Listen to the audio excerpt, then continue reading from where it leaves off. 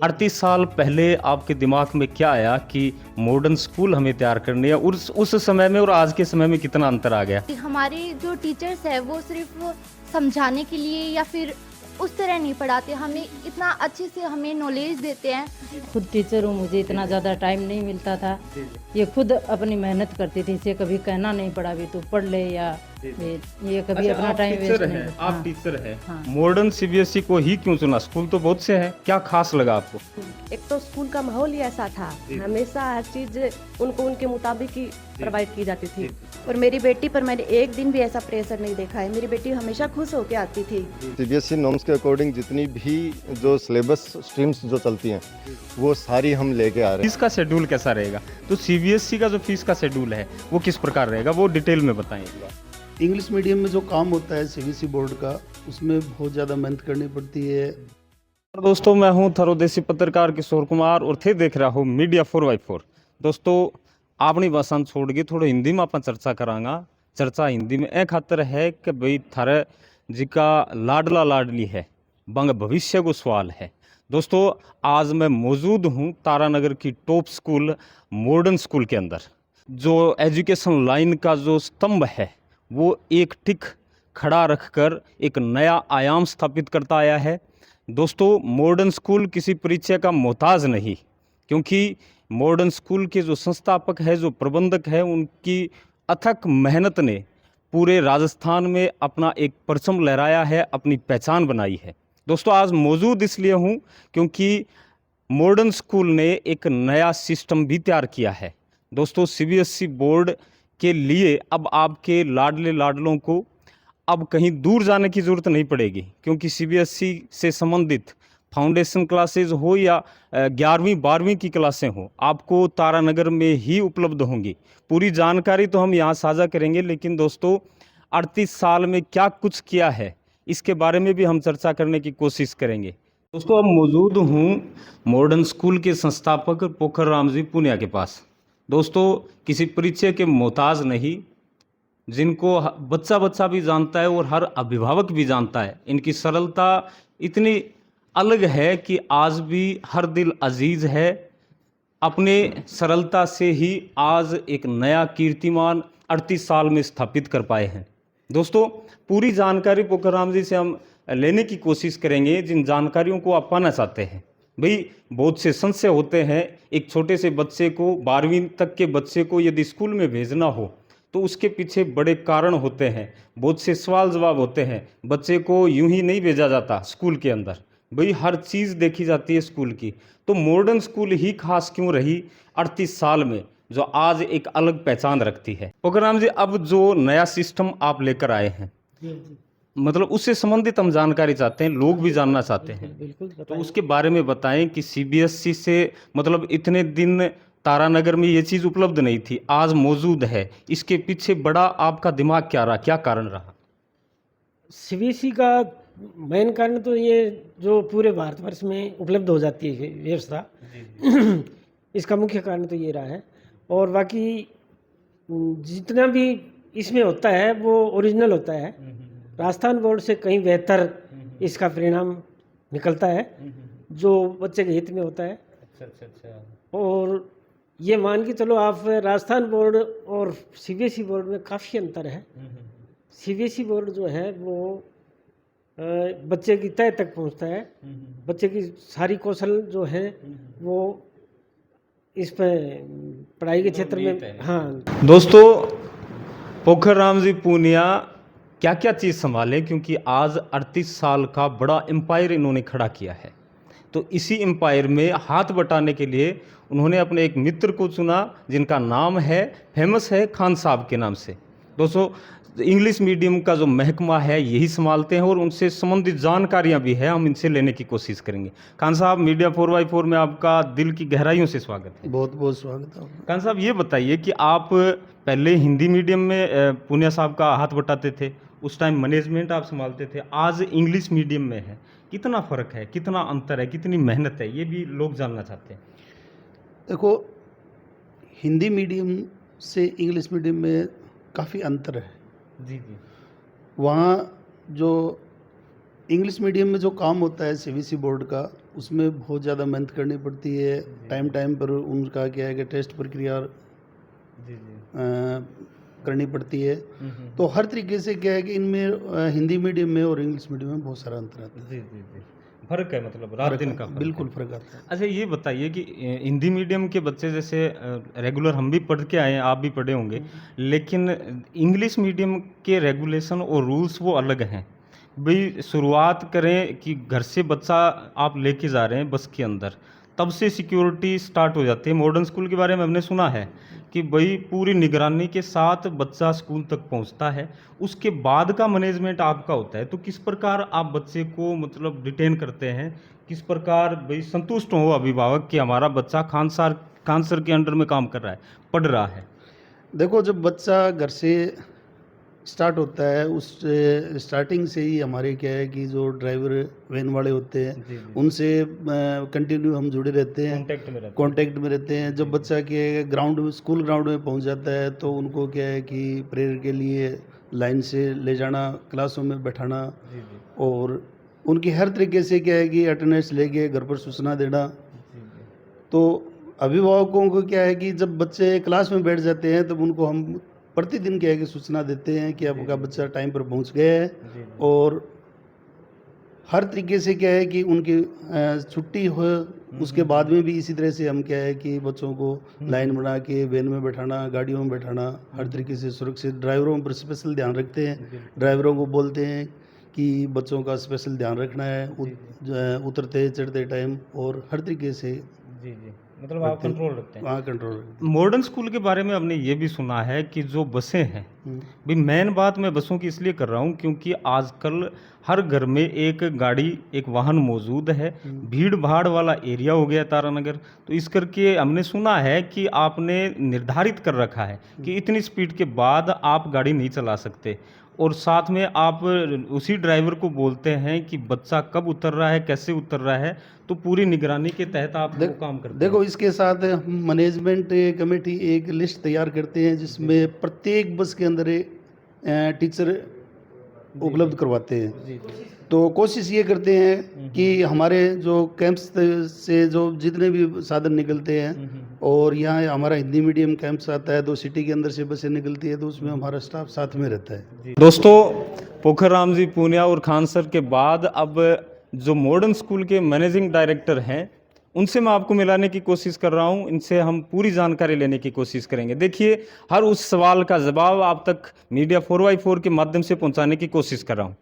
Sir, आप बताइए कि जो CBSE सिस्टम आप लेकर आ रहे हैं उसमें मतलब कैसे 11वीं और 12वीं के बच्चे हैं कैसे पढ़ पाएंगे, कैसे एडमिशन ले पाएंगे, जो अपनी भाषा में कहें जो सुराई है वो कैसे मिलेगी अभिभावकों को, वो पूरी डिटेल में बताएं एक बार। देखो, ऐसे है कि अपना जो CBSE इस एरिया में संस्था है, और CBSE फिलहाल NEP जो न्यू एजुकेशन पॉलिसी 2020 है उस पर पूरा फोकस कर रही है। तो अपनी संस्था पूरा ये ध्यान रख रही है कि NEP के अकॉर्डिंग करें, जितना बेसिक्स बच्चों को करवाया जा सकता है उतना CBSE के पैटर्न पे करवाया जाए।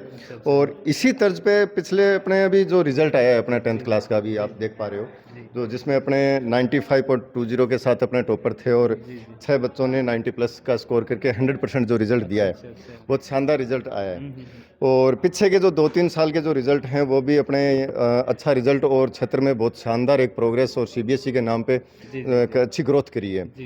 तो उसी को देखते हुए हमने क्या है कि इस साल से 11th क्लास की जो CBSE पैटर्न पे है उसमें अपने साइंस भी रहेगी, आर्ट्स भी रहेगी, कॉमर्स भी रहेगी, तीनों स्ट्रीम के साथ हम CBSE 11th क्लास का भी बैच स्टार्ट कर रहे हैं। जी बिल्कुल, अपना जो स्कूल है जो CBSE मॉडर्न एजुकेशन वर्ल्ड के नाम से है, और चूरू रोड पे मात्र 2 किलोमीटर जो बाहर की साइड में है, पूरा कैंपस है जो CBSE के नॉर्म्स के अकॉर्डिंग है। प्लेग्राउंड भी है, बहुत शानदार जो प्लेग्राउंड हैं, बास्केटबॉल के, वॉलीबॉल के, टेबल टेनिस के जो इंडोर गेम्स हैं उनके, तो अच्छे प्लेग्राउंड्स हैं। उसके साथ साथ CBSE नॉर्म्स के अकॉर्डिंग जितनी भी जो सिलेबस स्ट्रीम्स जो चलती हैं वो सारी हम लेके आ रहे हैं। दोस्तों, बच्चा ही बता सकता है कि स्कूल की ग्रोथ कैसी है, स्कूल के टीचर कैसे हैं, और किस प्रकार की जो शिक्षा है, जो रीडिंग कैपेबिलिटी है वो कैसी है। तो पूरी जानकारी इन बच्चों से हम लेने की कोशिश करेंगे। तो आपका नाम क्या है? मेरा नाम जानवी सोनी है। आप कहाँ से? तारानगर से। अच्छा, कौन सी क्लास में आप? अब 10th के एग्ज़ाम दिए, 11th एग्जाम में दिए। हुए। अच्छा, कितने साल से आप इस मॉडर्न स्कूल से जुड़े हुए हैं? मैंने 9th में एडमिशन लिया था, 2 साल हो गए। 2 साल हो गए। अच्छा, आप ये बताइए कि आपको यहाँ का एजुकेशन सिस्टम कैसा लगा? सर, यहाँ का एजुकेशन सिस्टम तारानगर में सब सारी स्कूलों से बेस्ट है अभी तक। तारानगर से बेस्ट है या ऑल ओवर राजस्थान से? ऑल ओवर राजस्थान से, All मैं over जहाँ मान तक से गई आप। हूँ वहाँ से। जी, जी। यहाँ के जो टीचर्स हैं तो उनमें पढ़ाने की जो कैपेबिलिटी है अदर जो स्कूल में है, आप पढ़ के भी आए हैं पहले, तो आपको कुछ डिफरेंट लगा इसमें? सर, टीचर्स की कैपेबिलिटी तो मैं नहीं बता सकती, पर उनका पढ़ाने का स्टाइल बहुत ज़्यादा सही है। मतलब स्टाइल ही होता है, देखिए। सपोर्ट करते हैं टीचर्स यहाँ पे सभी स्टूडेंट्स को। अच्छा, आप अभी रिजल्ट भी आया है, शायद रिजल्ट आ गया ना? अच्छा, रिजल्ट क्या रहा है वैसे, आप बताइए। मेरे 93.80% है। 93। अच्छा, तो देखिए जो यहाँ पर बैठे हैं वो मॉडर्न सीबीएसई के टॉपर बैठे हैं, तो उन्हीं से हम चर्चा कर रहे हैं, ये भी बड़ी अलग बात है, तो पूरी डिटेल से इनसे हमें पता चलेगा। तो ये बताइए कि आप 93 पॉइंट कुछ समथिंग, मतलब आपके जो अंक है वो बने हैं, तारानगर से आप बिलोंग करती हैं, ग्रामीण क्षेत्र से जो बच्चे आ रहे हैं वो भी आपके साथ पढ़े हैं, तो आपको कुछ अलग लगा कि भाई वो भी इस चीज़ में साथ में मतलब इंक्लूड हो रहे हैं कि भाई सीबीएसई कुछ अलग नहीं है, आरबीएसई क्योंकि हिंदी मीडियम कुछ अलग होता था, अब सीबीएसई तारानगर में मौजूद है, तो आपको ऐसा लगा कि बच्चे भाई इरिटेट हो रहे हैं या कुछ ऐसा डिफरेंट लगा आपको? सर, इरिटेट होने का मौका ही नहीं दिया स्कूल ने, इतना अच्छा एनवायरनमेंट प्रोवाइड किया है सभी बच्चों को, तो इरिटेट तो नहीं हुए कोई। सारे सपोर्ट करते थे टीचर्स, सारी स्कूल फैकल्टी एडमिनिस्ट्रेशन, तो कभी इरिटेशन वाला कुछ नहीं हुआ। अच्छा, आपका नाम क्या? निधि कंवर। निधि कंवर, तारानगर से ही हैं आप? हाँ जी। आपके कितने अंक बने? 90.6। 90.6 बने। अच्छा, इसमें देखिए ये एक चीज़ आम होती है कि घरों के अंदर ये चीज़ पूछी जाती है कि भी टीचर का योगदान ज़्यादा है या भाई घर वालों का ज़्यादा है, तो आपको ज़्यादा योगदान किसका लगा? सर, दोनों का ही बराबर दोनों है, का बिना बराबर है। पेरेंट्स और टीचर्स के मतलब नहीं, ये चीज़ संभव ही नहीं है। हाँ तो भाई टीचर्स हैं वो अलग आपको क्यों लगे, ये बताइए। सर, बहुत ही एक्सपीरियंस टीचर्स है, मतलब जी, जी। बहुत सालों से काम कर रहे हैं, एक्सपीरियंस है कैसे बच्चों के साथ डील करना चाहिए, जी, जी। उन्हें सपोर्ट करना चाहिए, मतलब मेंटल स्ट्रेस हो तो उन्हें कैसे मतलब दूर किया जा सकते हैं, इसलिए बेस्ट जी, जी। टीचर्स हैं। मतलब स्ट्रेस ज़्यादा नहीं आता स्कूल के नहीं, अंदर? बिल्कुल क्यों नहीं। नहीं आता, क्या कारण है वो भी बताइए। सर, टीचर्स जानते हैं बच्चों को मतलब क्या प्रॉब्लम्स हो सकती हैं, उनके सॉल्यूशंस उनके पास हैं, इसलिए स्ट्रेस नहीं आता। आपका नाम क्या है? दिव्या। आपके कितने बने? 95.20। 20। अच्छा, आप बताइए कि जो स्ट्रेस की बात ये बच्ची कर रही है, स्ट्रेस का मतलब देखिए ये बता दूं कि पहले के समय में जो टीचर्स पढ़ाते थे बोर्ड पे लिखा दिया, एक मतलब क्रमबद्ध तरीके से वो पढ़ा जाते थे, कोई हंसी मजाक नहीं थी, क्योंकि आज का समय है, वो युग है, वो चेंज हो चुका है। हंसी मजाक के साथ यदि बच्चा पढ़ रहा है तो ज़्यादा समझ में आएगा। तो मॉडर्न स्कूल का जो स्टाफ है वो आपको ऐसा लगा कि भाई हंसी मजाक के साथ ही पढ़ा रहा है तो ज़्यादा समझ में आ रहा है? हाँ जी, हमारे जो टीचर्स है वो सिर्फ समझाने के लिए या फिर उस तरह नहीं पढ़ाते, हमें इतना अच्छे से हमें नॉलेज देते हैं। प्रैक्टिकल नॉलेज आपको कितनी ज़्यादा मिली, ये चीज़ बताइए आप, क्योंकि सीबीएसई है इस करके, क्योंकि भाई आपको रट्टाफिकेशन ज़्यादा ध्यान देना होता है, लेकिन प्रैक्टिकल नॉलेज आपको कितनी मिली? सीबीएसई में क्या है कि हम सिर्फ बुक्स का जो नॉलेज है उसको गेन करके हम अच्छे मार्क्स नहीं स्कोर कर सकते, हमें कुछ एक्स्ट्रा भी अगर हमें जानना होता है तो हमारी टीचर्स हमें बहुत ज़्यादा हेल्प करते हैं, और हम कोई भी अगर डाउट पूछते हैं तो बेझिझक हमें बताते हैं, अगर तब नहीं बता पा रहे वो कभी भी मतलब अपना टाइम निकाल के और हमें हेल्प करते हैं। टॉपर इसलिए हैं क्योंकि टॉपर बनने के लिए बड़ी खासी मेहनत करनी पड़ती है, दोनों तरफ की मेहनत लगती है, स्कूल स्टाफ को मेहनत करनी होती है, घर वालों को मेहनत करनी होती है, और खुद बच्चा यदि इस चीज़ को अपने दिमाग में बिठाता है तो वही बन पाता है टॉपर। तो इनके जो पेरेंट्स हैं, इनके माता पिता हैं, उनसे भी हम भाई जानकारी लेने की हम कोशिश करेंगे।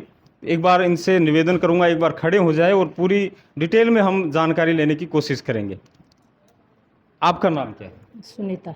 आप इन बच्चियों में किसकी मम्मी है? मैं ये दिव्या बताइए। की मदर। दिव्या की। अच्छा, जो दिव्या बोल रही थी कि भी दोनों इंक्लूड है, स्टाफ भी इंक्लूड है, घर वाले भी, तो आपने कितना सपोर्ट किया बच्चों को? भी मैंने स्टाफ ने तो किया ही है, बाकी मेरा मैं मानती हूँ ज़्यादा नहीं है, मैं खुद टीचर हूँ, मुझे इतना ज़्यादा टाइम नहीं मिलता था। जी जी। ये खुद अपनी मेहनत करती थी, इसे कभी कहना नहीं पड़ा भी तू पढ़ ले, या जी, जी। ये कभी अच्छा, अपना आप टाइम टीचर वेस्ट हैं, नहीं। आप हाँ। टीचर हैं, हाँ। मॉडर्न सीबीएसई को ही क्यों चुना? स्कूल तो बहुत से हैं, क्या खास लगा आपको? खास ये लगा भी हर साल मॉडर्न का रिजल्ट बहुत अच्छा रहता अच्छा है, रहता है। और तारानगर में सबसे पुराना सबसे ज़्यादा जमा हुआ स्कूल जी जी। हाँ देखिए ये भी खास बात है क्योंकि जमा हुआ ये बात अलग होती है, जमा हुआ स्कूल जमाना बहुत कठिन होता है। चलिए इनसे, क्योंकि पेरेंट्स हैं वो काफ़ी हैं, इनसे निवेदन करेंगे कि पूरी डिटेल में बताएं। आपका नाम क्या है? सुमन। आप निधि। बच्चों में निधि के? हाँ जी। अच्छा, निधि बता रही थी कि भाई इरिटेट होने का सवाल ही नहीं उठता। इरिटेट का मतलब हो गया कि कोई प्रेशर नहीं है हम पे। तो आपको लगा कि बच्चा स्कूल से घर आ रहा है तो परेशान नहीं है? नहीं नहीं, ऐसा कभी नहीं लगा सर कि एक तो स्कूल का माहौल ही ऐसा था, हमेशा हर चीज़ उनको उनके मुताबिक ही प्रोवाइड की जाती थी। और दूसरा घर का भी माहौल सर, उसमें भागीदारी रहती है उसकी, तो बस मैं दोनों को बराबर भी बराबर ना हो के टीचर का ज़्यादा रहता है, मैं ये मानती हूँ सर। चलिए बहुत बहुत धन्यवाद। आपका नाम क्या है? मेरा नाम मीनू सोनी है। आप? मैं जानवी सोनी की मदर हूँ। जानवी ने कहा था कि टीचर ऐसे हैं कि बिना किसी प्रेशर के प्रैक्टिकल से और मतलब इस तरीके से समझाते हैं कि ज़्यादा दिमाग में बैठता है। आपको लगा कि आपकी बच्ची घर आ रही है, घर आते ही आपके साथ घुल मिल रही है, या प्रेशर से अपनी बैग को लेती है, रूम के अंदर जाती है, या अपना होमवर्क करती है? फर्स्ट ऑफ ऑल तो सर मैं सभी बच्चों को कॉन्ग्रेचुलेशंस देना चाहती हूँ जिन्होंने इस एग्ज़ाम में अच्छे मार्क्स प्राप्त किए हैं। और मेरी बेटी पर मैंने एक दिन भी ऐसा प्रेशर नहीं देखा है। मेरी बेटी हमेशा खुश होकर आती थी कि आज हमको सर ने ये पढ़ाया वो पढ़ाया, सारा आके दोबारा पढ़ती थी घर पे। और बस अब इसके मार्क्स से मैं बहुत खुश हूँ सर। देखिए ये बड़ी अलग बात है। देखिए माँ बाप तब खुश होते हैं जब बच्चा घर आता है और खुश होता है। देखिए पहले के समय में ऐसा होता था क्योंकि कंपटीशन हाई था उस समय में, स्कूलें एक दो और खुल गई थी, कंपटीशन होना ही था, बच्चों पर प्रेशर था। लेकिन मॉडर्न स्कूल की ये नीति हमेशा से रही है रियलिटी में। देखिए मैं हर किसी का इंटरव्यू नहीं करता, लेकिन इस स्कूल का इसलिए कर रहा हूँ क्योंकि इस स्कूल से मैं भी काफ़ी समय से जुड़ा हुआ हूँ और यहाँ का जो स्टाफ है, यहाँ का जो मैनेजिंग सिस्टम है, बड़ा अलग लगा। इनसे भी हम निवेदन करेंगे कि पूरी डिटेल में बताएं। आपका नाम क्या है? प्रमोद सोनी। अच्छा, आपकी बच्ची कौन सी? जानवी। जानवी, हाँ जी। अच्छा जानवी के बारे में आप ये बताइए कि जैसे मतलब घर के अंदर रीडिंग करती है, पढ़ती है, तो आपने कभी सोचा था कि अपनी बच्ची टॉपर रहेगी? अलग क्या भाई, आप बच्चों को भी, जो आम बच्चे हैं उनको भी बताइए कि टॉपर्स होते हैं उनमें पढ़ाई का सिस्टम क्या होता है? देखो पढ़ाई का सिस्टम कुछ अलग नहीं होता, थोड़ा सा तरीका अलग होता है इनका। तरीका अलग होता है। हाँ, सब बच्चे एक जैसे पढ़ते हैं। जी जी जी। थोड़ा सा डिफरेंस चाहिए, अच्छी गाइडेंस चाहिए। जो इनके मैनेजमेंट है, स्कूल मैनेजमेंट है, स्कूल के प्रिंसिपल्स हैं, टीचर्स हैं, उन्होंने दिया है सब बच्चों को। अच्छा अच्छा। अच्छा ये बताइए कि भाई टॉपर की बात कर रहे हैं, अलग होता है, अलग चीज़ होती है, तभी तो टॉपर कहलाते हैं। ये बताइए कि घर में बच्चा पढ़ रहा है, बच्चों को आप बताएंगे क्योंकि मोटिवेशन आपसे हम ले रहे हैं। बच्चा कितने समय तक आपका पढ़ता था तभी आप बच्चा इतने अंक ले पाया है? कितने समय तक पढ़ता था? देखो ऐसा तो कोई समय डिसाइड नहीं किया बच्ची ने कभी, कि टाइम टेबल बना के पढ़ी है वो। उसका मन किया तब तक पढ़ा। उसको ऐसा लगा कि आज मेरा ये टॉपिक मुझे पूरा करना है, चाहे उसमें 4 घंटे लगे या 6 घंटे लगे, उसने पढ़ाई की। उसको आज ऐसा लगा कि मेरा टॉपिक अब 2 घंटे में हो रहा है, तो उसने 2 घंटे पढ़ाई करके छोड़ दिया। दोस्तों शिक्षा के साथ साथ स्पोर्ट्स सिस्टम और खेल प्रतियोगिताएं ज़रूरी होती है क्योंकि बच्चे का दिमाग है वो अलग लेवल पर ग्रोथ करता है। दोस्तों इसी ग्रोथ को अंजाम देते हैं मॉडर्न स्कूल के पीटीआई जी दीपक जी। तो इनसे हम जानेंगे कि किस प्रकार ये मतलब पढ़ाई के अलावा किस प्रकार खेलों को बढ़ावा देते हैं, बच्चों को इन्वॉल्व करते हैं खेलों के अंदर। दीपक जी आप बताइए कि आप कितने सालों से मतलब मॉडर्न स्कूल के अंदर सेवा दे रहे हैं? मैं 4 सालों से मॉडर्न स्कूल में सेवा दे रहा हूँ। जी जी। और यहाँ का जो इन्वायरमेंट है वो बहुत ही अच्छा है। जी जी। सबसे प्लस पॉइंट बात तो ये है कि जो हमारे चेयरमैन साहब और डायरेक्टर साहब हैं, बहुत कम से, क्योंकि ये बैकवर्ड एरिया है थोड़ा सा, तो यहाँ के जो पेरेंट्स हैं वो भी पहले खेलों को महत्व नहीं देते थे। एक सिस्टम बना हुआ था, एक पॉइंट ऑफ था कि भाई हमें सिर्फ पढ़ाना है। तो यहाँ के जो डायरेक्टर हैं, मैनेजमेंट टीम है, चेयरमैन है, उन्होंने इस चीज़ को समझा और जो हमारे बच्चे हैं उनको स्पोर्ट्स के अंदर रुचि दिलाई। रुचि दिलाने का कारण ये था, जैसे अभी पीछे हमारी टीम्स गई थी, वॉलीबॉल की हमारी टीम गई थी गर्ल्स की अंडर 18 में, तो उसने अपना अच्छा दिखाया और वहाँ से विनर होके आई। अभी पीछे हमने योगा के अंदर बच्चे भेजे थे, एक बच्चा हमारा नेशनल भी खेल के आया योगा के अंदर, जो हमारे 6th क्लास इंग्लिश मीडियम से है। और इसके अंदर हम साथ साथ में जैसे सीबीएसई के अकॉर्डिंग सिस्टम में चलते हैं तो हमें एक स्पोर्ट्स वीक रखना पड़ता है। उस स्पोर्ट्स वीक के अंदर विदाउट बैग आना बच्चे को, जितने बच्चे हैं 1st to 12th तक, हम लास्ट ईयर जैसे 10th तक चला रहे थे, 11th 12th हमें अभी स्टार्ट किया है, तो 10th तक जितने हमारे बच्चे थे उन्होंने अच्छा स्पोर्ट्स के अंदर रुचि लिया, जिसके अंदर से हम गेम बता दें आपको। जो यहाँ से बेसिकली गेम होते हैं, कबड्डी हो गया, गर्ल्स के लिए खो खो हो गया, बैडमिंटन हो गया, वॉलीबॉल हो गया और बास्केटबॉल हो गया। ये गेम हम लोग रेगुलर करवाते हैं और गेमिंग सिस्टम हमारा रहता है, जैसे हम डे वाइज देते हैं। जैसे मंडे को हमने फर्स्ट एंड सेकंड क्लास को दे दिया, ट्यूसडे को हमने थर्ड एंड फोर्थ क्लास को दिया, इसके अकॉर्डिंग हमारा चलता रहता है। अच्छा दीपक जी, एक अलग सी बात जो अभिभावक हैं उनके दिमाग में होती है कि बच्चा खेलेगा तो चोट आएगी, ये कन्फर्म है। देखिए स्कूल के अंदर खेल रहा है तो चोट आएगी, कन्फर्म ही आएगी। उस पे आप कैसे मतलब ध्यान रखते हैं? चोट आ भी गई तो कैसे डिटेन करते हैं आप? देखो सर, इसके अंदर होता है दो चीज़ है। अगर आप बच्चे को गेम लापरवाही से करवा रहे हैं और बच्चे को गेम करवाने से पहले उस गेम के रूल एंड रेगुलेशन नहीं बता रहे हैं तो बच्चे को चोट आएगी।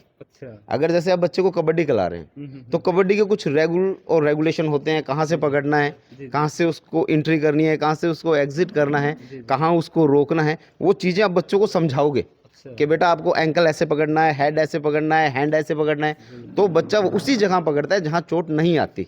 और बाकी जी गेम है, गेम के अंदर नॉर्मल सी बात है, चलता रहता है। चलिए बहुत बहुत धन्यवाद। यहाँ पर हॉस्टल फैसिलिटी कैसी है, क्या सुविधाएं हैं, क्या सुरक्षा है, वो जानकारी हम लेने की कोशिश करेंगे।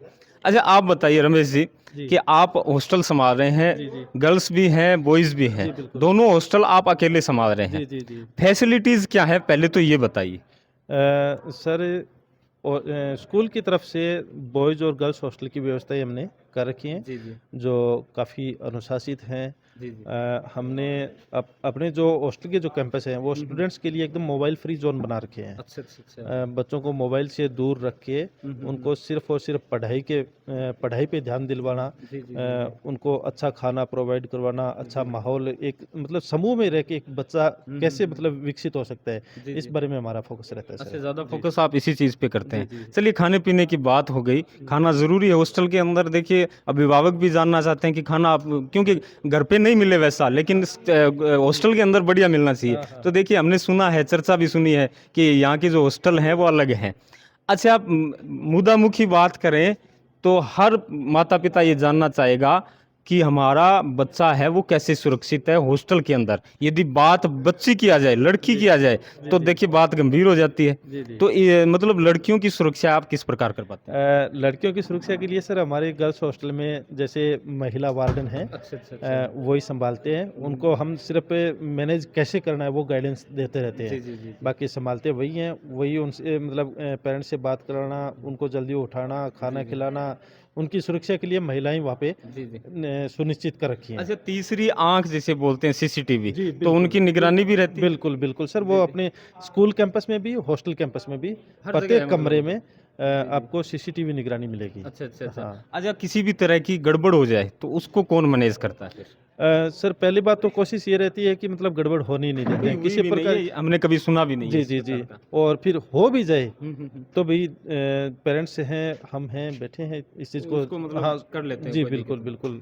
देखिए अब हर चीज़ की जानकारी मॉडर्न स्कूल की हमने आपको देने की कोशिश की है, चाहे हॉस्टल हो, चाहे सीबीएसई आरबीएसई बोर्ड हो, चाहे फाउंडेशन क्लासेस की बात हो, चाहे बसों की बात हो, चाहे बच्चा कहाँ से चढ़ रहा है, कहाँ उतर रहा है, हर चीज़ को निचोड़कर आपके सामने रखने की हमने कोशिश की है। इसलिए कोशिश की है क्योंकि आपके बच्चे का भविष्य इस पर निहित है। आपके बच्चे के भविष्य को उज्जवल कैसे बनाया जा सकता है, इस चीज़ को हमने ध्यान में रखकर ही इस चीज़ को डिटेन किया, इस चीज़ को निकालने की कोशिश की। दोस्तों आज का जो वीडियो है आपको ज़रूर शेयर करना है। शेयर इसलिए करना है क्योंकि आपका बच्चा कहीं ना कहीं पढ़ता होगा और ये चीज़ आप हमेशा नोट करते होंगे कि हमारे बच्चे को कैसी फैसिलिटी मिलती है। आज का युग है वो टेक्नोलॉजी का युग है और इस युग के अंदर यदि आपका बच्चा उसी तरीके में पढ़ रहा है तो आपके लिए देखिए बात गंभीर हो जाती है। तो मॉडर्न स्कूल सबसे अलग इसलिए बन जाती है क्योंकि आपने इस वीडियो के अंदर देखा है। दोस्तों शेयर ज़रूर करिएगा, नए हैं तो हमें फॉलो और सब्सक्राइब करिएगा। बहुत बहुत धन्यवाद। जय हिंद, राम राम।